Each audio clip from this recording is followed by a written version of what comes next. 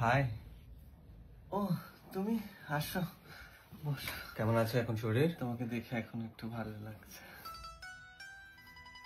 নিজের শরীরটা দেখেছো, পুরো নেতিয়ে গেছো।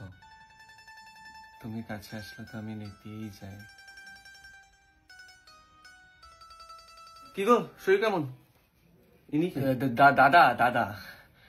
ও সরি, এত সর পড়ছে না, ওইদিকে ফেলো। হ্যাঁ হ্যাঁ।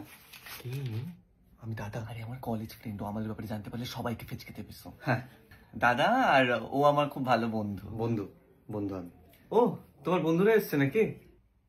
হ্যাঁ বন্ধু, ওটা বন্ধু, এটা দাদা, সবাই। আর আপনি? ভালোই হয়েছে দাদা, আপনার সাথে দেখা হয়ে গেল। আপনার বোন তো কোনোদিন আপনাকে সাহস করে বলতে পারবে না, তাই আমি বলছি। থাক না, পরে বলবে।